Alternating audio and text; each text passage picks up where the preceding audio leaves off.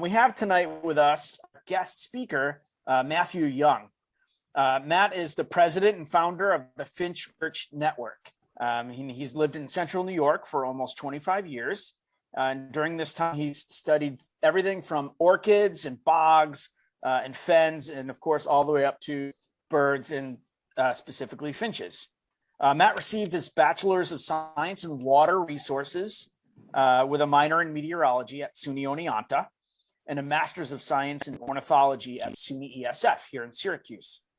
Matt's master's research was on avian diversity in restored wetlands in central New York, specifically at the Great Swamp Conservancy.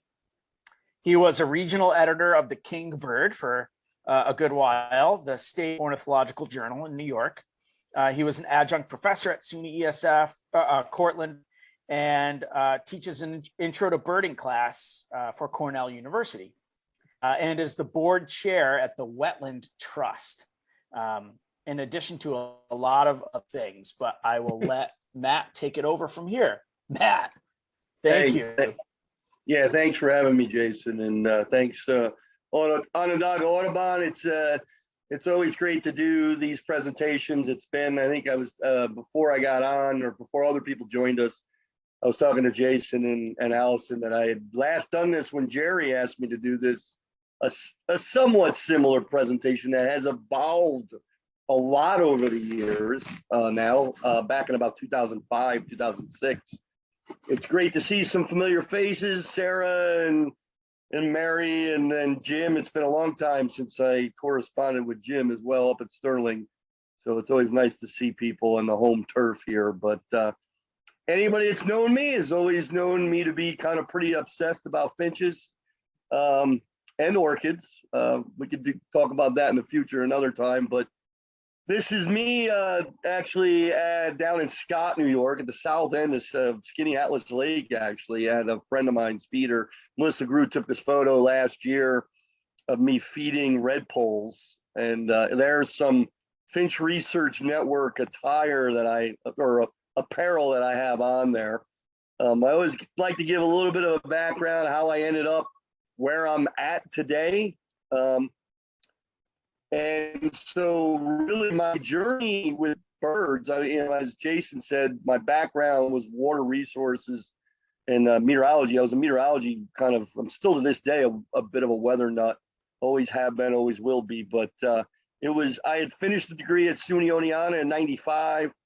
I knew I was not necessarily going to go into hydrogeology right when I graduated. There's a few of us that sometimes, realize you get through a degree and you're like, I don't know if I'm going to do this professionally. At the time, the most popular job in the field was a job that was often referred to as lust, was studying leaky underground storage tanks. So it was 95. I finished at Oneonta. I bought that last month there at Oneonta. I bought a pair of binoculars. I bought a car. I went and saw a Dead concert, and I literally drove cross country to Yellowstone for a job I had there as a host at the Lake Yellowstone Inn. And the first day I was there, I grabbed my binoculars. I went to this location. This is Lower Falls, Yellowstone River. And while I was there, a flock of crossbills flew in above me and started feeding in the pines. I had an idea. I was very new to birding. I was kind of late to birding, actually. I didn't start until then. And it was one of those moments that, you don't realize it at that very time, but my whole life literally shifted. I now can look back at that moment and look at it as literally a moment that just shifted my whole, opened, my whole, changed my whole worldview. Realized I had a love for bird. I remember looking up at these birds and just being like in awe of like, what a weird, crazy adaptation. And the seed coats were falling down over me. And like I said, my life kind of pivoted. I was in Yellowstone for about 3 months. I lived there. It was just absolutely magnificent, as anybody that's been there knows. It was from there I went to this next location.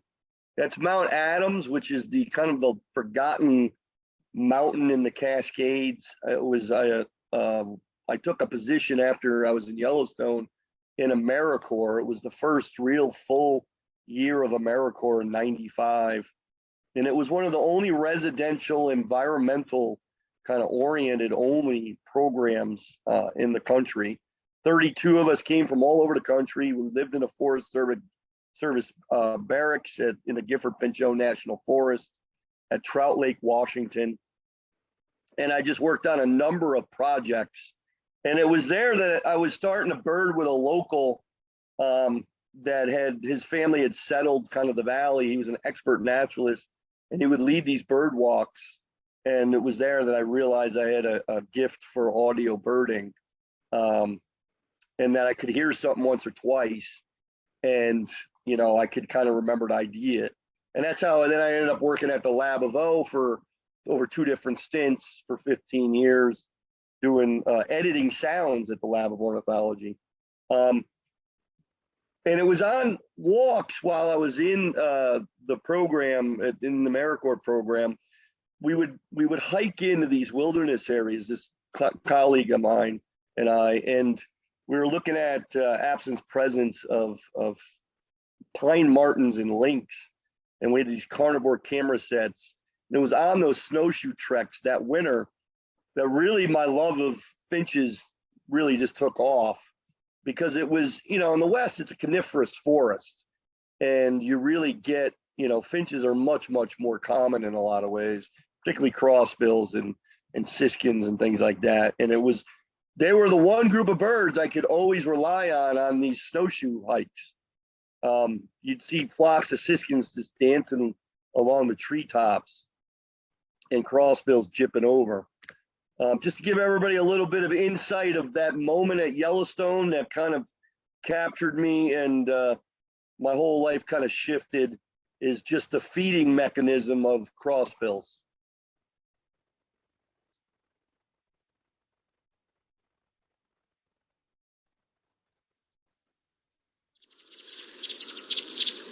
Of the 10,000 bird species on Earth, only 5, all in the finch family, have crossed bills.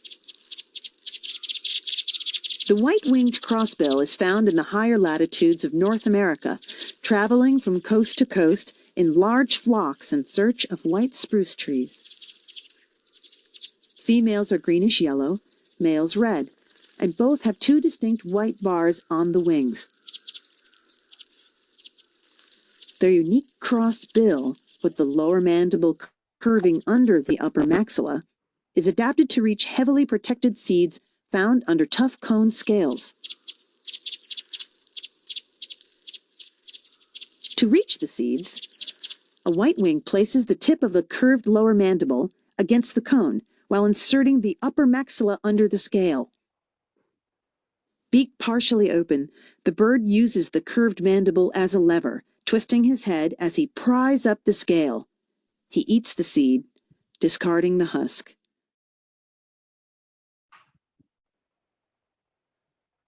The curve of the mandible provides the leverage needed to force the scale up, enabling crossbills to feed on seeds that are not... I don't know what happened there. Let's go back to that.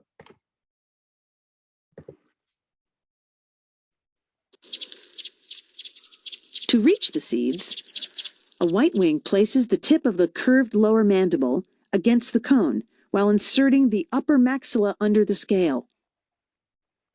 Beak partially open, the bird uses the curved mandible as a lever, twisting his head as he pries up the scale. He eats the seed, discarding the husk.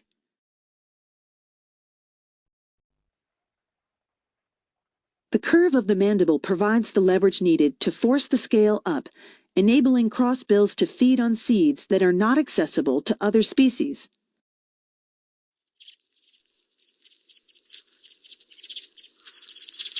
A white-wing often twists the cone off and carries it to a perch where it holds the cone in one claw and rotates it like a corn cob. Those are seed coats dropping, by the way, from other birds above. Lower mandibles cross either left or right, and each individual always holds the cone in the claw toward which their mandible curves. This ensures that the tip of the mandible is facing the cone, giving the bird the best leverage to quickly pluck the seeds. Whitewings are remarkably efficient at harvesting their food. An individual bird can eat up to 3,000 seeds per day.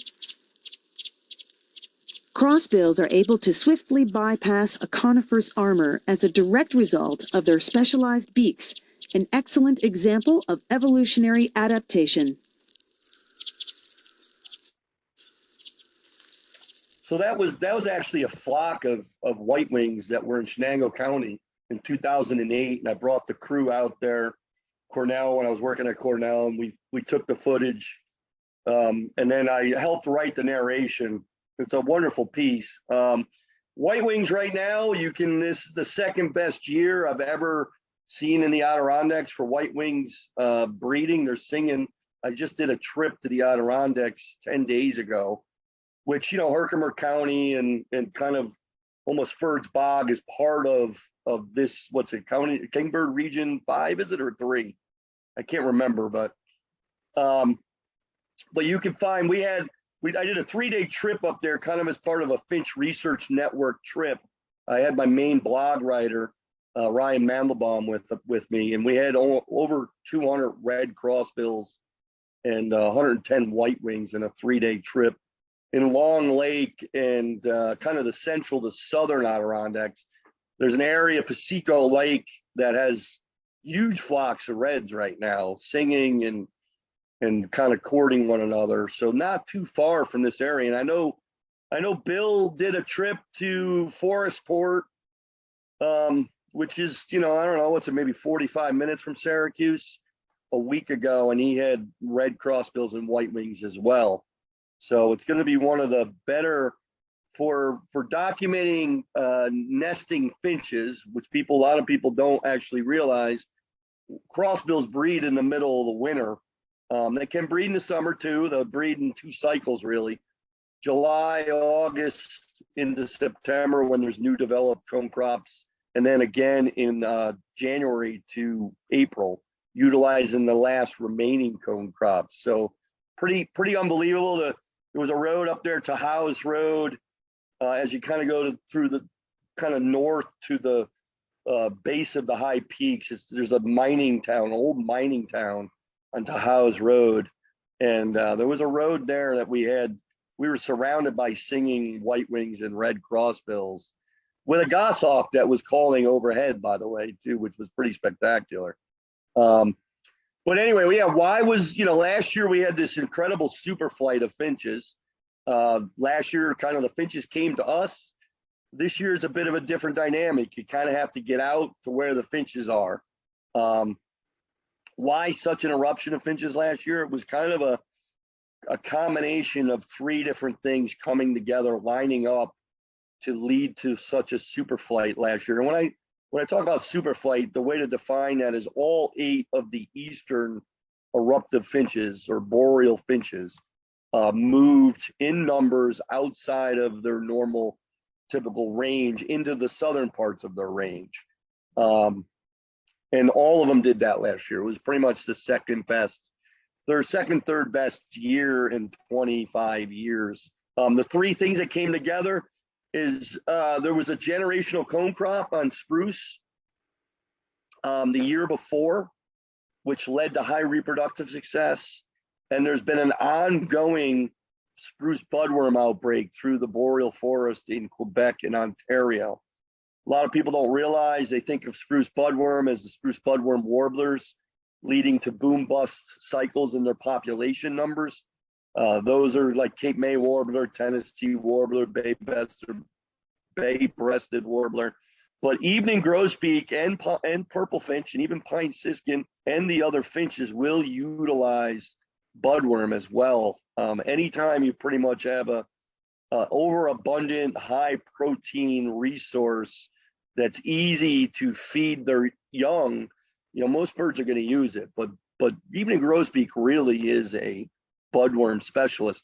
It was also part of a natural cycle. There tends to be a biennial kind of pulse to eruptions. And all three of those things came together that led to high reproductive success, high population numbers, and then there was a crash in food, and everything exited out of, I mean, almost, a lot of Canadians were joking that all the finches left the boreal. Not this year, but the fall of 2020 would have been, right? 2021. Is that right? I'm getting confused here, but anyway, not this past year. It would have been 2020, actually. This year's flight is different. Finches, there's always a little bit of a different kind of flavor that they bring every year.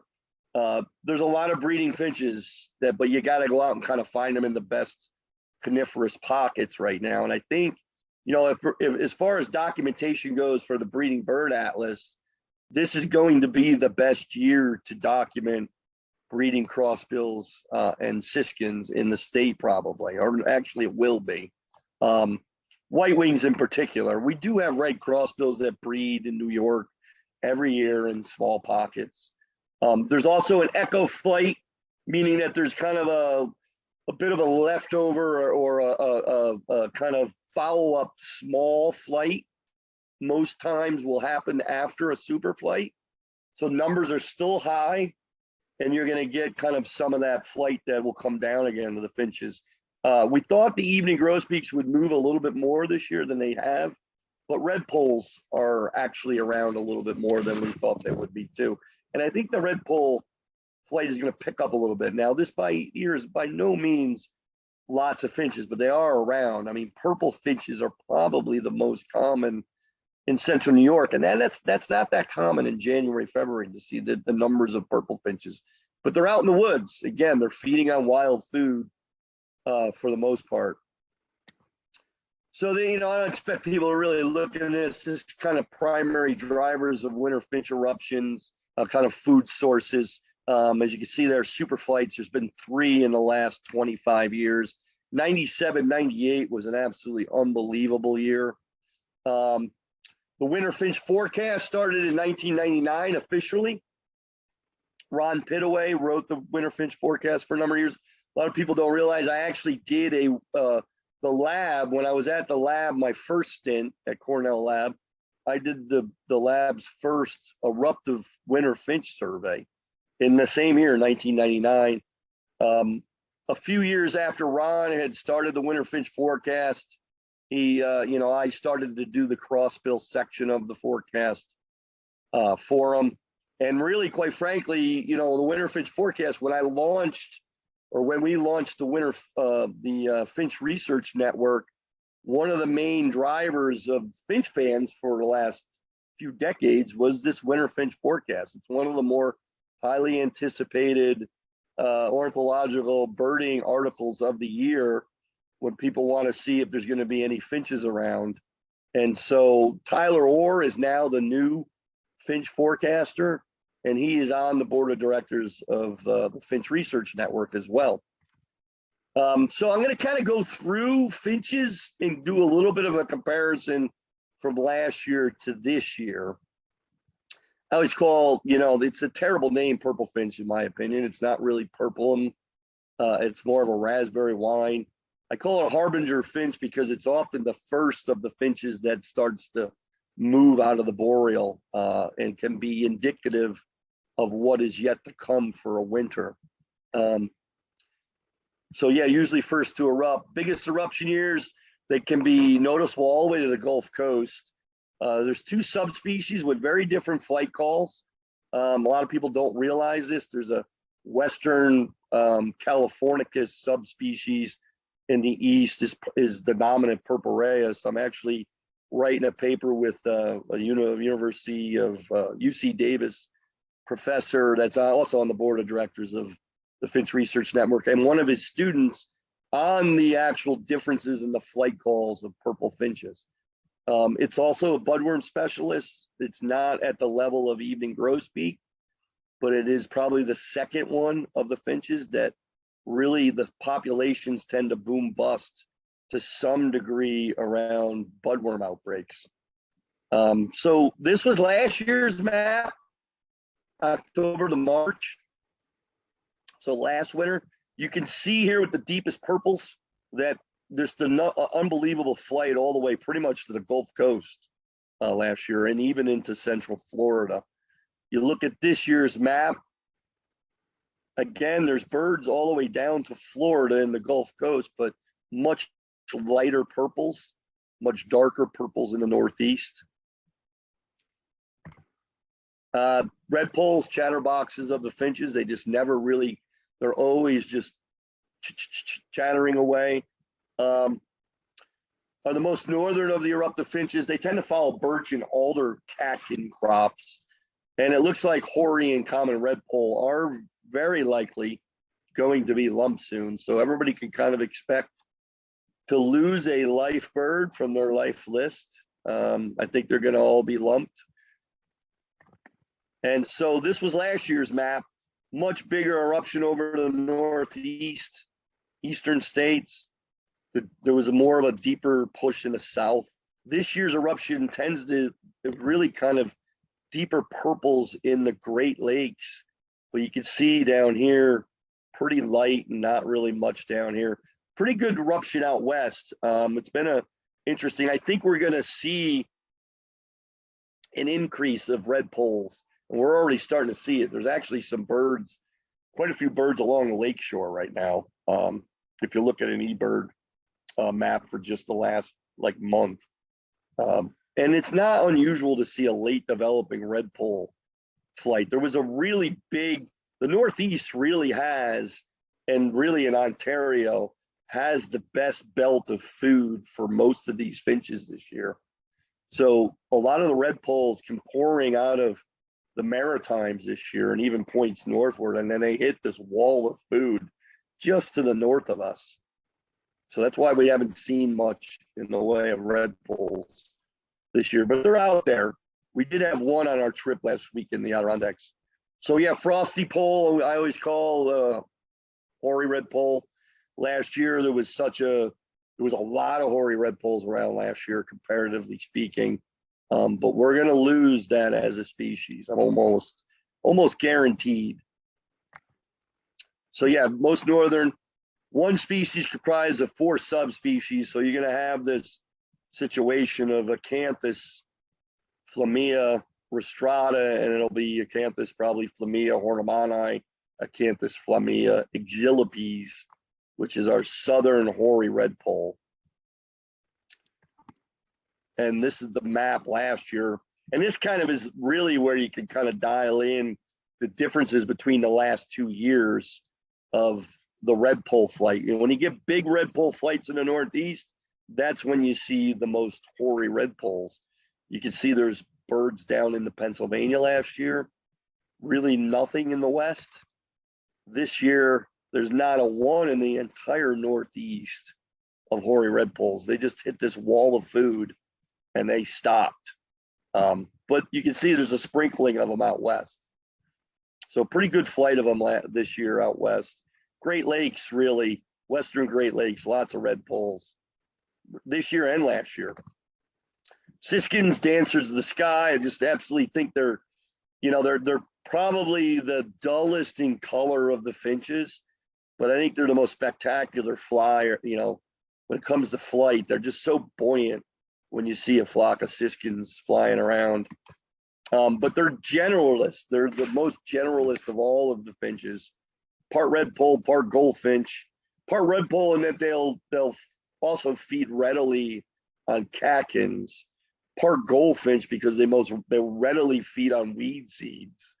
Part crossbill because they will also readily feed on spruce and hemlock seed, and part grosbeak because they will utilize budworm outbreaks as well.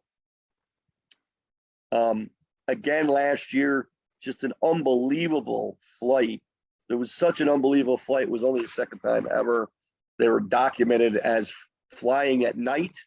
There was a couple nights in October last year, not this past year, but the year before, where there was some scientists. One of them actually is the vice president of the Finch Research Network, Tim Spar, literally recorded siskins flying from 11 o'clock at night all the way to morning. And it was only the second time. Finches are known as diurnal migrants. They're really not nocturnal migrants, but the numbers were so unbelievable last year. They started flying at nighttime, and you can see just huge numbers to the south. There was actually an article written in Audubon that Siskin that interviewed me, and it was Siskin's take over the country. And they were just, huge numbers. And look at the map this year. Just the east is just really light purple, but still out there. There's growing numbers in the Adirondacks. You can see this dark purple right there. So you got to kind of get out into the boreal area. I think we're going to actually have them in the Southern Highlands breeding too. So it will be worthwhile to get in any of the state forests here to the south and the Southern Highlands in the next, I'd say starting end of February, beginning of March, you're going to be able to document siskins starting to pair off and sing. Crossbills, the finch full of mystery. They're kind of, obviously nomadic, and it's where the biology has been the most interesting. And it's kind of where, my career I kind of became or got, my name was most known or most associated with crossbills. I've always been more of a overall finch person, but crossbills certainly was where the biology was the most interesting in some ways because of the flight call dynamic. So perhaps the most complex taxonomic status of any species in North America or the world due to the call types. So the deal is with crossbills and evening grosbeaks, a lot of people don't realize there's 5 call types of evening grosbeaks. In the Finch Research Network, we have research projects going on with both of these species. In fact, I think we got a student that's coming on, a PhD student at UC Davis as well with Tom Hahn. And it's going to be, involved with the Finch Research Network, where we're going to be looking into the whole Cocothrastus finches, evening grosbeak, hooded grosbeak in the tropics, and hall finch across Eurasia. There seems to be a call type phenomenon that nobody's really described yet, but crossbills, it's been the one that's been the most, well documented. There was a scientist, Jeff Groff, in the late 80s, early 90s that traveled North America recording crossbills and realized there were these different call types. And what I mean by that is when they fly over, red crossbills give a different flight call. And there's 11 different call types in North America. And some think they're possibly incipient or evolving species. I could talk a long time about crossbills. I don't necessarily think we're going to see crossbills call types in North America ever really elevated to species status, except for maybe a couple exceptions. And I'll get to one of those in a few minutes. Last year, there was this northeastern bird we're actually going to describe. We're in the process of writing an eBird piece, type 12, which is the northeastern crossbill. It's been around forever. I think it went probably through a bottleneck when the northeastern forest was logged. And numbers are back at a level that they haven't been in 100 years probably for this northeastern bird. It's the only, I'm also working on a PhD student in Madison, Wisconsin, where we actually are able to show data that all of the eruptive finches, except for red crossbill, are either stable or decreasing in overall population. Red crossbill is the only one increasing. Siskin's flat and all the other ones are decreasing. So this is the map this year. And again, here's this dark purples in the core of the Adirondacks. White-winged crossbill is kind of the boreal nomad. A lot of people don't realize red crossbill is more of a montane western species or montane species in general. White-wing really is the boreal crossbill found in Canada. So it does these kind of pendulum swings from one side of the boreal to the other, almost feeds exclusively on spruce and tamarack, unless it's a year that, there's just no food and they have no other option. Last year, again, there was some movement out of the boreal, scattering of birds out into the plains. This year, much more kind of the north. Here's again, deeper purples, lots in Maine. I think this is only going to increase over the next 2-3 months, unless there is a weather event that leads to either a lot of seed fall. So seed fall in conifer seed can happen because of increases or like abnormal warm temperatures, which open the cones, drop the seed, or some kind of freezing rain event that leaves the seed inaccessible. One of those two things, and let's face it, global climate change can lead to extremes and could affect it. So you never know with these crossbill events. This one's the best one I've seen combined for both species in New York. You just don't know if one of these, if a weather event could change that dynamic over the next few months, but I'm hopeful it does not. Pine grosbeaks, kind of the cold weather parent, they're just so approachable. I was hopeful last year that there'd be more around. I know this year there's been a 1 or 2 oddballs in the Syracuse area. Drew Weber had one on the Syracuse count, and I think a couple people have either seen that same bird or another one of just a lone individual that's been kind of hanging around the Syracuse area. I don't know if it's still around. I know it was seen, I think as recently as about 3 weeks ago, but there's 5 different subspecies in North America of pine grosbeak. One of them, which is on Vancouver Island, Carlotta, some think actually could be monomorphic, so it could be an actual species. That island tends to have some oddballs off the coast of British Columbia.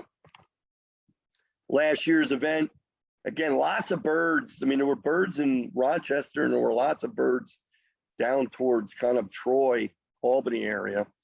The eruption last year did not push that great into Syracuse. There was a few in the Southern Highlands. This year, you could see the flight kind of stopped up here, but there have been a couple birds. I actually had a bird in Shenango County that I need to get into eBird as well about a month ago. Just one flyby. Grosbeaks, kind of a species of special concern, darlings of the finches, 92% decline over the last 50 years.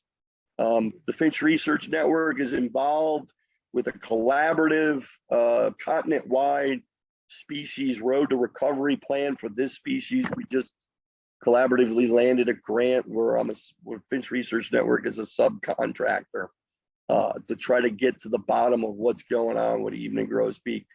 Obviously, it's a budworm specialist, so it certainly has to do with budworm outbreaks. I'm not going to go, you don't expect anybody to read all this, but evening grosbeak has really one of the most fascinating natural history stories of any finch or of any species in North America, really.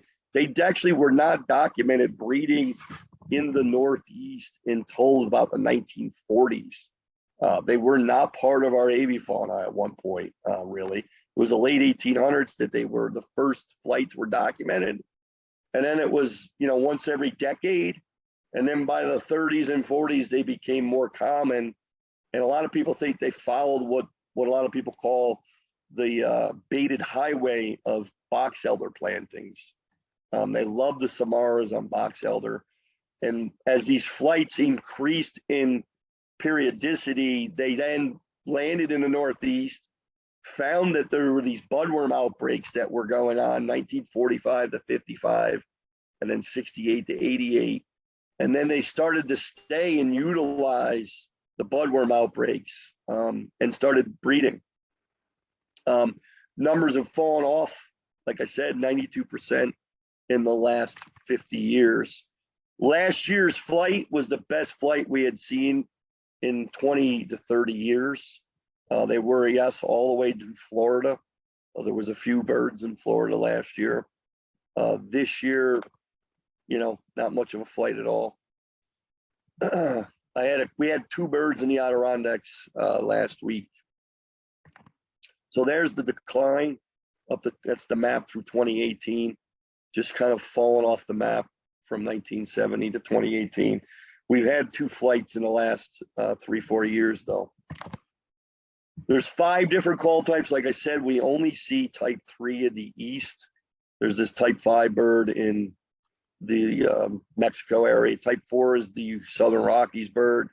Type 2, Sierra Nevadas. Type 1 ranges throughout the West, actually. It is the eruptive evening grosbeak of the West. And it is also the one that I would ever expect to be documented in the East. In fact, there was a record this year in Minnesota, and there was a record last year in Missouri of type 1.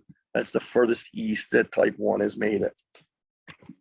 So what is a call type? Like I said, with crossbills, you know, when they fly over, they do these different flight calls. And with that flight call is an implied ecological specialization that is also tied to slight differences in bill sizes that are tied to foraging efficiencies on certain conifers in the area that that call type is most common. Hopefully that's a mouthful, but hopefully everybody can kind of follow that. So the adaptive landscape for crossbills, where they have kind of diversified, is mostly the West, where there's largely a coniferous forest. Now, we do have some call types that call their home here in the East. They're more probably generalized in diet than out West. But again, there's an implied ecological specialization. This is a recognized taxonomic rank call type. eBird has it in the Clements checklist. I'm going to actually just play a spectrograph of a Onondaga so you can kind of see and interpret what a spectrograph looks like. Here it is, normal speed.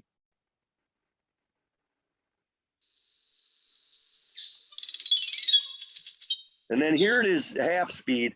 I'm doing this because, you know, when you read these things, you know, some people, you know, they're really foreign and they look kind of like Greek, but it's a signature of the bird's voice.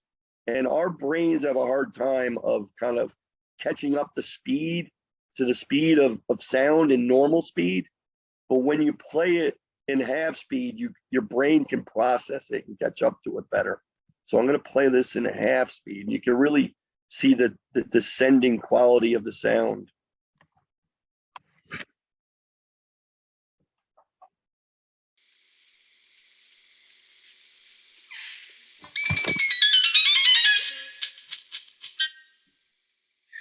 Almost like somebody taking their finger over like a comb. The sound to me.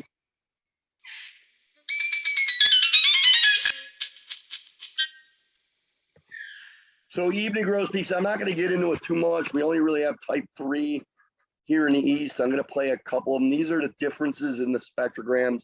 There might be actually a 6th type. I'm working on that with the student at UC Davis. Here's our type 3.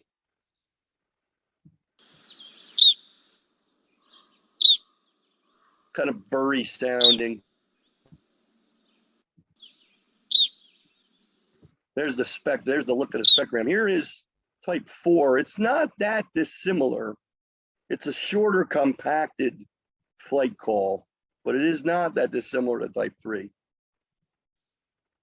Different sounding though in my ears.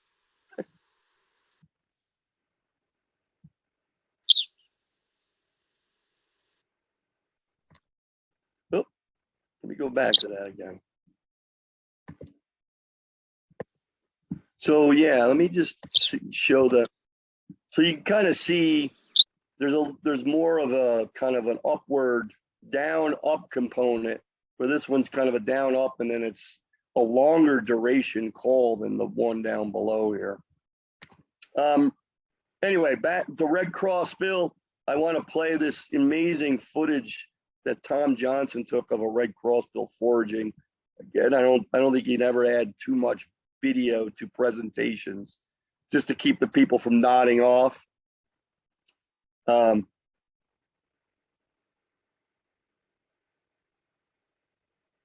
you can really see the feeding mechanism.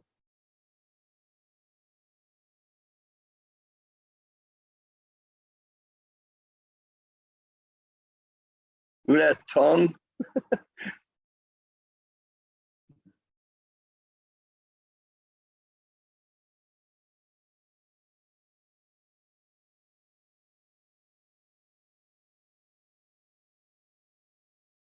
pretty fascinating. Again, I never get sick of seeing that or watching that. 10 call types is actually going to be a 12th one described. There's an 11th one in Mesoamericana down in Central America. Type 9 was raised to species status about 4 years ago, and that is now known. A lot of people might not realize there's actually a new species in North America, a new species of crossbill called the Kasha crossbill. It's only found in 2 isolated mountain ranges in Idaho. There was a scientist, Dr. Craig Bankman, in the late 90s. He asked himself the question, is there a range, a mountain range east of the Rockies that has lodgepole pine that is evolving in the absence of tree squirrels? Tree squirrels drive cone evolution. And he was able to find this mountain range, and lo and behold, he ended up finding the highest densities of any crossbill in North America. He started to do a mark recapture study on that population over a period of 17 years, found that they assortatively mate with their own call type, type 9 at the time.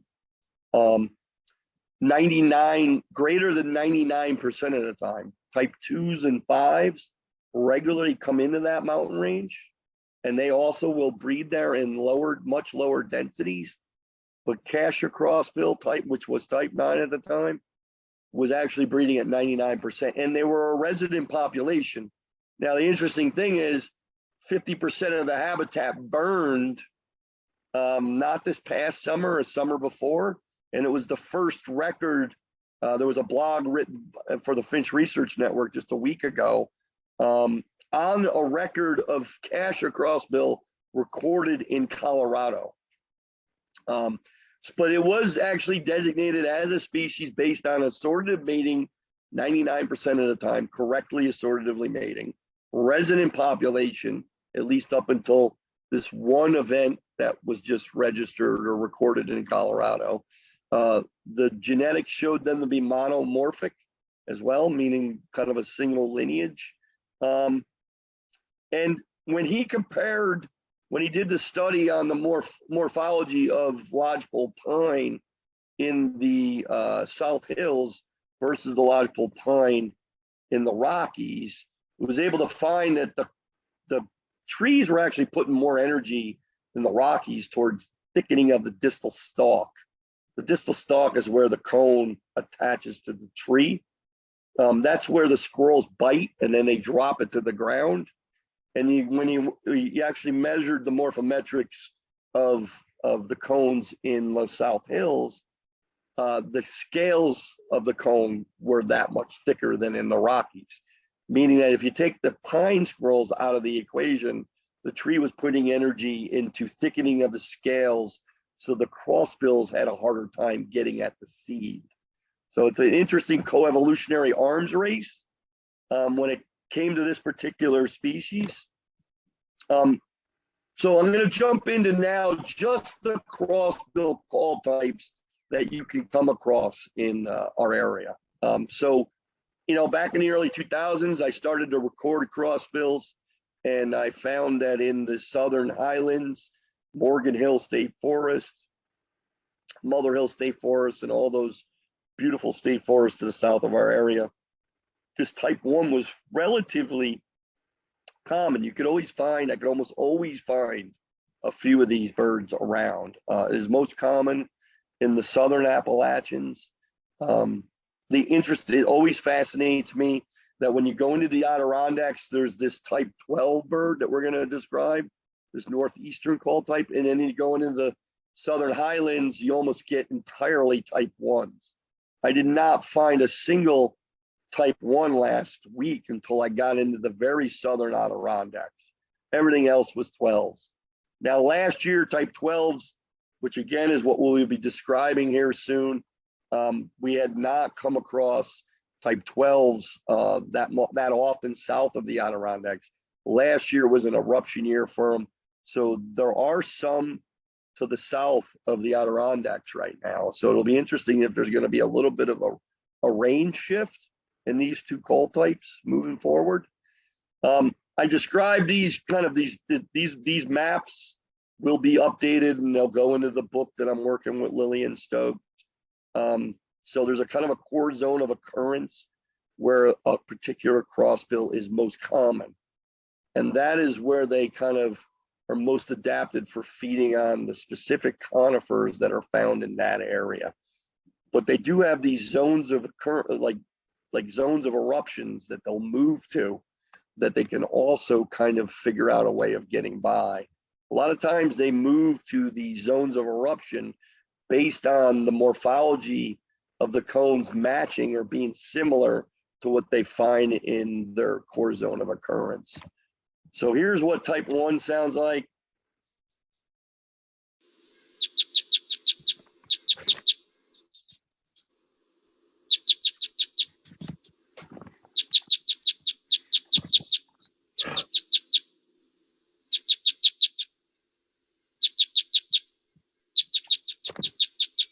Type 2 is around in the east, but is much more common in the west. If I was to name this or rename this one, I would call it the eclectic crossbill. There's always small numbers around in the east.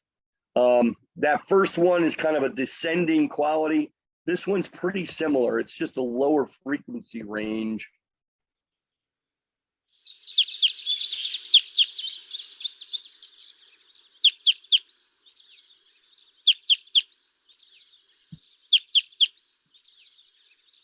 Quite similar to type 1. I'd like to do a little bit of a closer look at these birds in the east. They do hybridize, you know, crossbill call types, particularly the ones that are more nomadic. There is some level of hybridization. I have a data set I'm sitting on of about 116 pairs. There's only about 7 hybrid pairs I've come across, which is about 95% that they're assortatively mating. But, you know, I'd like to get a more robust database comparing assortative mating across different environmental conditions here in the northeast or east. Type 4, now type 4 is not, it's kind of pretty rare, almost vagrant in the northeast. When Groth traveled the country and described these call types, he described the first 8, and he did have 2 call types in his data set that he lumped all together with type 4. But we've now found that there's 2 different additional call types in type 4. I'm going to play type 4. It's mostly a Douglas fir bird. It's quite a bit different sounding than the 2 I just played you. It's a down up. It's like a V shape.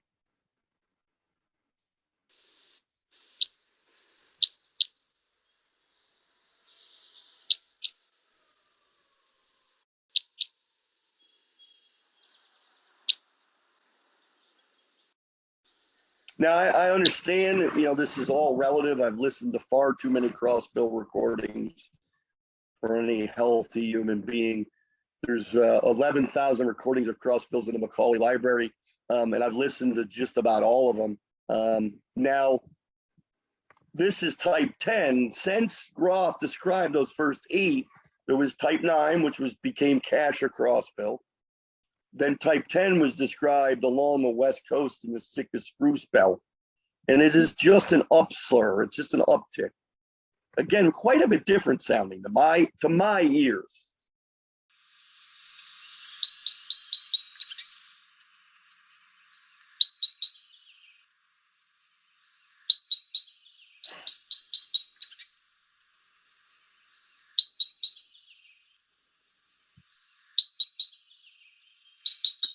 Siskin in the background there. Now here's our so when Irwin described type 10, he actually in the manuscript had 34 variants listed from most common to least common. And number 32 and 34 were actually this bird, which is our northeastern bird. Quite a bit different sounding again to my ears, but you can see the spectrogram is an up down.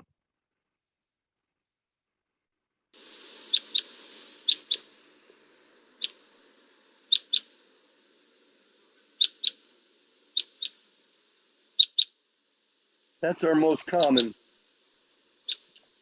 Here it is again.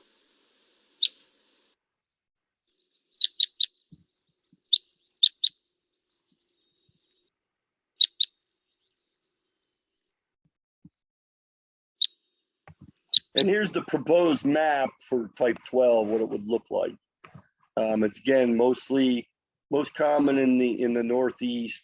Well, I'll probably extend this across some of the boreal, and it does seem to somewhat move occasionally south of the Adirondacks, but we'll see. It's more common south of the Adirondacks than I've ever seen in 20 years, just the last couple of years.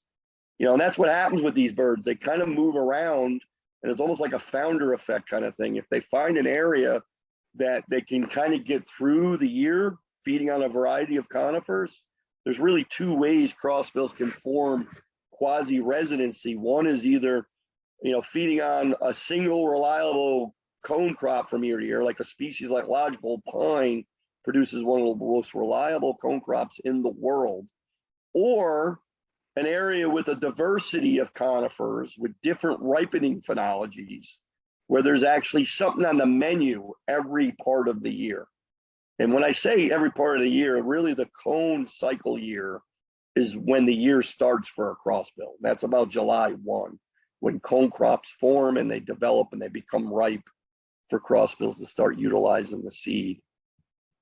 So type 3 is the most eruptive in the East by far. In fact, some years they'll be so common, they'll be more common than any of the ones we ever we have here in the East, and they'll even nest. The interesting thing is this is an unbelievable event going on in the Adirondacks right now, and there's really no type 3s. Most years there's at least decent numbers of type 3s. And again, I know I've listened to a lot of crossbills, so this is relative.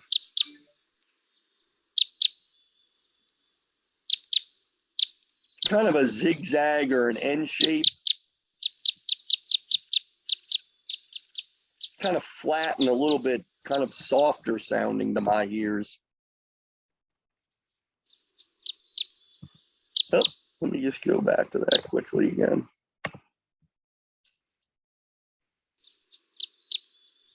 So it's kind of a down, up, down.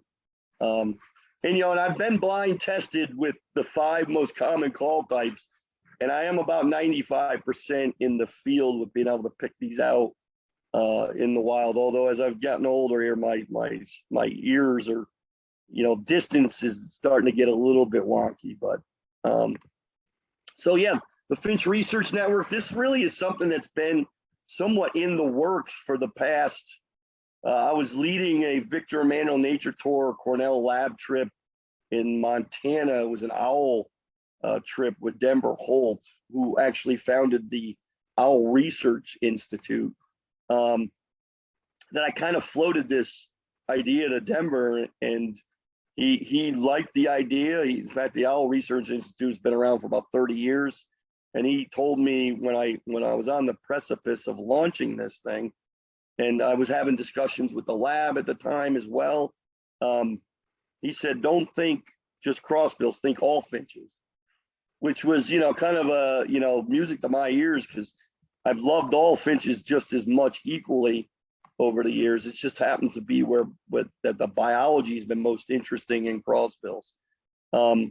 We want everybody to be part of this. We landed on the word network because it incorporates, we want from recordists to enthusiasts to, you know, finch artists to researchers to birders to whoever wants to contribute to be part of this thing. And in fact, this is probably interesting to Mary. I just had a meeting, a Zoom meeting a few days ago with Scudic Point Institute in Maine. I know Allison had said something about Hog Island. We actually have some research on crossbills going on Hog Island, but it looks like possibly we will be putting in a grant for a national educational platform that hopefully we will be building out tree ID, habitat ID, tree ID, training the next wave of finch forecasters. So training people how to assess food crops. And so we're looking to have a workshop at Scudic Point Institute, which is Acadia National Park, not this summer, but the following summer, as part, hopefully, an educational platform. And hopefully there'll be an app with this. that will actually tie in a hierarchical tree of the 5 most common tree or food sources for each of the eastern finches to start. And I think we'll actually start with Grosbeaks first, just to give you a little heads up on that, Mary. So there could be, we'll be looking to train people to be kind of, then people can go out and then train others in other areas of the country. We wanted something more long-term than just a one-off workshop. That's in the works. So yeah, anybody that wants to be part of this thing, whether it's, like I said, sound recordings, there'll also be a sound recording piece of this workshop. That's what we're looking at. I think it's going to be, we're looking at the dates of July 9th, 2023. Or artists, we've had Anna Stunkel, who is the naturalist out at Baltimore Woods. We sell some of her prints on our website. She's a fabulous artist. She's done Crossbill, Grosbeak, the 2 red poles, goldfinch, and she's done them in a way that ties in the most common food, species that they feed on for each of those finches. So like I said, we want everybody part of this. There's a lot going on. It's almost hard to keep up because I do have a day job where I work with special needs kids. And in that project, in that program too, I've actually started a program where I'm giving out, if a youth has an interest in nature or birds, we're giving out a pair of binoculars to them. And I'm trying to tie all these pieces together. But anyway, we've been providing kind of a public service for many years with just identifying of hoary red poles and these call types of evening grosbeaks and red crossbills. And it was actually in 2017 that we were in British Columbia. It was me and Tim Spar and Lance Benner that I realized there were people that were starting to travel around the country and record finches. And I said I should pursue a grant to launch the Finch Research Network. And so we launched it with the Finch Forecast, not this past year, but the year before. And we're actually looking to fund student research projects. In fact, I'm already working with students at 5 different universities in North America, publishing papers, a couple PhD students. We just got this grant to kind of be a major piece of a North American road to recovery for evening grosbeaks. I'm going to Saxon Bog in Minnesota in 2 weeks to try to get some grassroots stuff going there. And then it looks like the end of March, I'll be going to Aroostook County, very northern Maine, to also do try to get some things going with this evening grosbeak project. We got a grant to put tags on birds, 24/7 satellite tags. It's a collaborative with the Pennsylvania Natural Heritage Program, Carnegie Museum, Western Pennsylvania Conservancy, and also Powder Mill Avian Research Center. We have ARU units out across North America looking at crossbill call types. 40 ARUs that the lab, Cornell Lab of Ornithology, has donated a project. Holger Klink, who's the director of bioacoustics at the labs, also on the board of directors of the Finch Research Network. We're also part of a Rosie Finch working group, and we're also looking into a honey creeper project as well. So there's an awful lot to go on. It's almost unbelievable that we launched this thing in a year of a super flight. The website's had over 2 million visitors.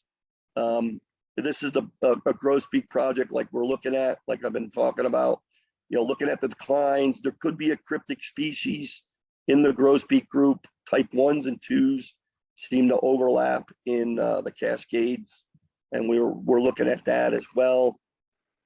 So yeah, been unbelievable. We've had over 50 blogs, 40 autonomous recording units out looking at evening grosbeak, red crossbill populations. Over 2 million visits to the website. We got the Cicadia project that looks like it's, if we get a grant, we're pretty optimistic about that.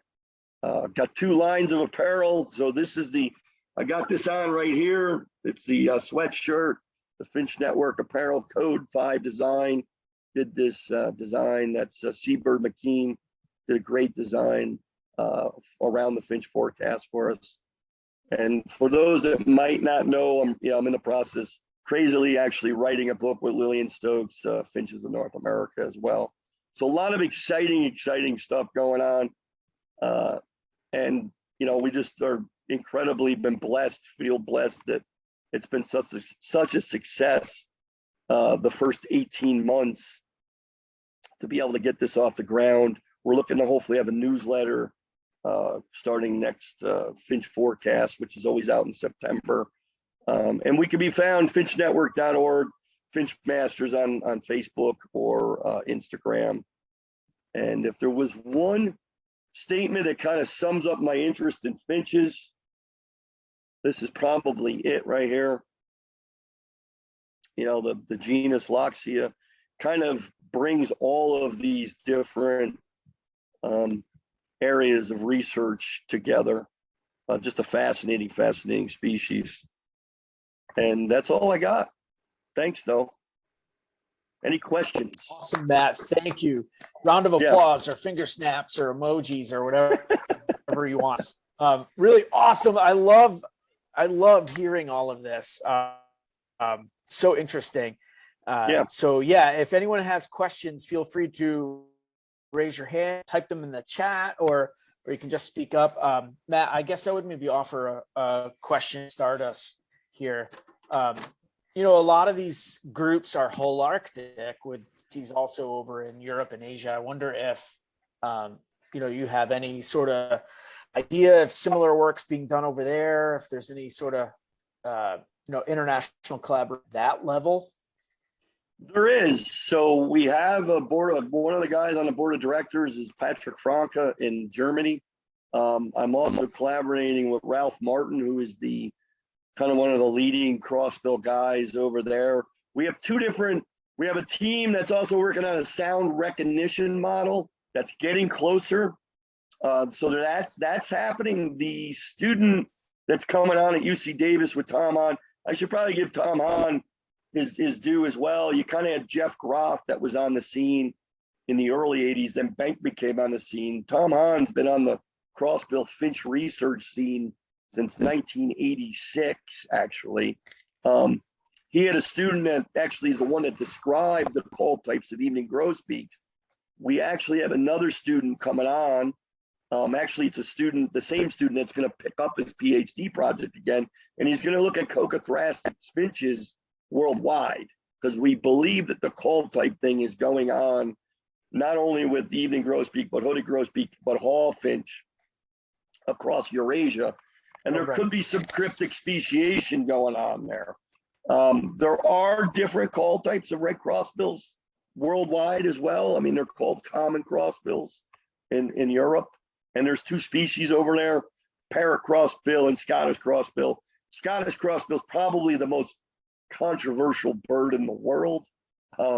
More controversial than hoary redpoll at this point. And we also are looking at, I just recently have started some networking and some discussions with some researchers in Russia. There's a lot of unknown, there's a lot that we just don't know about finches across Eurasia at this point. So we got some rose finch stuff that might get off the ground and some bullfinch stuff as well. It's a lot to manage right now. So it's exciting though. It's incredibly exciting. It's kind of a dream come true to take this thing and just, launch it and realize that, finches, if you think about it, finches are really they're the most common and in a lot of ways the most popular backyard feeder bird of any group in the world. They're social, so they flock together. And so there's always numbers of them. But every part of the world has kind of a garden variety finch that occupies their backyard more than any other group, really. So it's been nice. And, really we tip our hat to Ron Pittaway that started the Finch forecast. And Ian Newton in the UK wrote the original book, Finches, in 1973. Also as a huge backer and the one that started really the Finch network before, this thing was even a thought. So hopefully that answers your question. There's a lot going on. Yeah, that's awesome. Thank you. I've been doing a little green finch work in Ireland, and they're in serious decline there. I'd love to chat with you that sometime. Yeah, we should. I didn't realize you were a closet finchaholic in some way. Oh yeah, like little finchaholic, just a little bit, just in the dark, on the weekends. Good. We'll have to talk. Yeah, would love to. Yeah. Questions for Matt? Any questions? I had a random question. So for the crossbills in the video, it talked about how they have their bills might cross different ways. Is there a preferred cross side, like where we tend to be right-handed and snails tend to have, I know, a swirl a certain way? Yeah, it's a question that I often get, probably 50% of the time I give these. So it's interesting, in red crossbill, it's a 1-to-1 ratio, left over right, right over left. In white-winged crossbills, it's a 3-to-1 skewed ratio. I believe it's left over right is the dominant. And we believe it has to do with white-winged crossbills have a much narrower diet. And so we believe that's the reason why probably that there's a skewed ratio of a dominant hand. They really only feed on, as far as nesting, efficiently feed on, they only really feed on white spruce, tamarack, and black spruce. Now they'll use red spruce as well, but they're really a spruce bird. Red crossbills, even though that's where the diversification and the specialization is going on, they actually have a much stronger musculature to their jaw that actually enables them to be able to more efficiently feed on a variety of conifers when compared to white wing, which also might speak to why there's a 1-to-1 ratio in reds, but not in white wings. So it's the best that anybody has really come up with. I hope that makes some sense. But yeah. Very cool. Good question. Thanks. Yeah. Any other questions? There's a lot of comments in the chat, Matt, about a great. A lot of comments in the chat. Yeah, a lot of really nice, great presentation and inspiring work and whatnot. Yeah, thank you. Question. But yeah, go ahead. I've been hearing a number of people, it's not about winter finches so much, but I've been hearing people ask about American goldfinch, and they seem to be fewer in number this winter. That's not been my experience. I've been seeing them around my feeders, and I saw some over at Beaver Lake yesterday, but I'm wondering if you have any information about the prevalence of American goldfinch. Yeah, so they are kind of in a way a winter finch because they are kind of eruptive in the southern states. You don't realize this, these eruptions are somewhat, they shift from, like red poles are the most northern of the cardulus finches.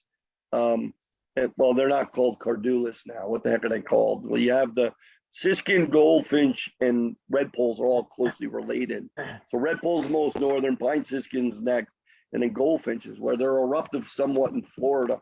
But anyway, speaking to your point, there's such a great food belt across kind of Ontario, Quebec, and the northeastern states that goldfinches actually will feed on conifer seed.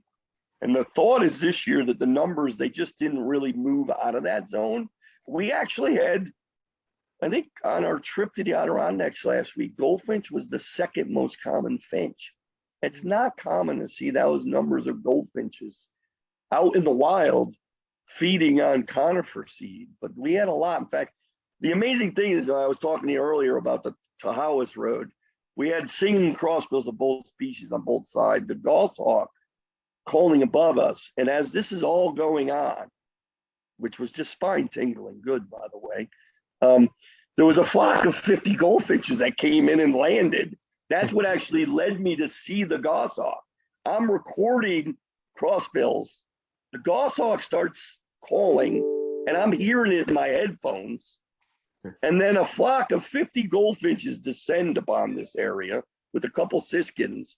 And the goldfinches, as they descended, I shifted my eyes and there was the goshawk. So to see a flock of 50 goldfinches in the middle of the Adirondacks in a year like this is interesting. You don't usually come across that. So I think the numbers are lower this year, or have been lower, because of the amount of wild food just to the north. Now, with that said, if you're on some of the social media platforms, Finch Research Network also, we have a discussion board called Finches, Irruptions, and Mass Crops. There was a pulse of goldfinches that increased at feeders just in the last week or two. And a lot of people, or at least the thought is, the uptick in the last 10 days, 2 weeks, probably had to do with two significant snowstorms, or two significant storms, I should say. You know, parts of the Northeast had that nor'easter. And then just the last week, while we got some snow here in central New York, a big part of the Northeast actually got an ice storm. Again, and that's where you'll get these local differences, all of a sudden pulses of species locally. And I know a lot of people said there was a significant uptick of feeders of goldfinches in the Northeast this past week. And I think it probably had to do with those two storms actually. But I think the numbers have been lower, generally speaking, because of the amount of food. And, you know, just now these storms are starting to move things around a little bit. So hopefully that answers your question about as best I probably could. Yeah, you're welcome. Thank you. But goldfish, you know, goldfinches are America's finch. So Lillian always says, you know, we got to make sure we give American goldfinch a big platform, because it's really the garden variety of finch for most people in North America is a goldfinch. So Thank you. yeah, you're welcome.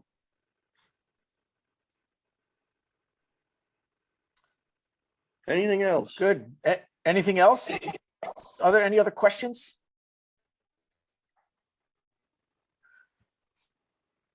Well, gosh, Matt, thank you so much. That was so awesome. I want to get up to that Iran right now. I wish that I could. I wish I had the time. Yeah. But wonderful program. Thank you so Yeah, much. thank you. Just get out to Forestport, where, you know, follow Bill Yeah, Purcell's yeah. reports. I mean, Forestport's only about a 40-minute drive, I think. And there's Crossbills right now in that area. So anyway, thanks everybody. It's always a pleasure to do this. You know, and if you think about it, you know, if you want to support us, buy a shirt. We got more that we're going to roll out over time as well. But again, thanks. Yeah, I think Allison put a link in the chat to that. So Cool. I I like appreciate it. We Stylish. appreciate it. I'm gonna get one. Yeah, Yeah, totally. awesome. Okay, right. well, thank you everyone so much for coming. Don't forget about all our upcoming events too coming up, and yeah, hope to see you all soon. Did you say Forestport is the location 45 minutes? I think it's Forestport. Yeah. Yeah, Forestport. Okay. Edge of Herkimer County, I think, township of I think it's- Ohio as well. I think it's one word. It is It is. Forestport. Yeah, yeah. Okay. Yeah. It's like north of Rome, sort of. Just give everybody a little bit of a tip.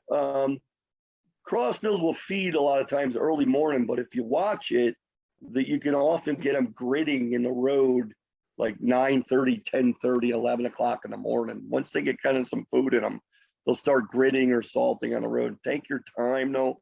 Please don't run over crossbills. You'll break my heart. Well, many of them last year at Morgan Hill. So it was disappointing that they didn't stay on for another year. They're still down there. It's just Oh, people just undercover not right now. reporting. Yeah, I bet you they're down there. It's just a matter of, I need clones to do work to get out to some of these places. I had some type 1s in Shenango County last week. So there's birds down there. It's just a matter of getting out. I think it's going to increase too. So it's worth checking out Morgan Hill or Forestport, quite frankly. You're going to have a much better chance though in Forestport of finding a white wing. And quite frankly, I mean, red crossbill, while it's where the biology's been the most interesting, white-winged crossbill is just a gorgeous looking bird, in my opinion. That pinkish red with the white wing bars on black is just, it's like the best of both red crossbill and pine grosbeak rolled into one. So anyway. I know that Forestport region had a group of pine grosbeaks last year. That was like the nearest to Syracuse spot where pine grosbeaks were. Yep. Yeah, it's a good spot. Bill always keeps that on the radar in any good Finch crossbill year. So it's always great. It's always great when Bill makes sure he gets out and surveys some of those areas. So anyway, all right.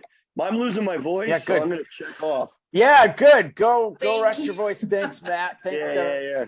everyone. So, All right. okay. Thank you. We'll be Yep, in touch. bye-bye. Take care. Yep, Bye. take care. Bye, Yep. everyone.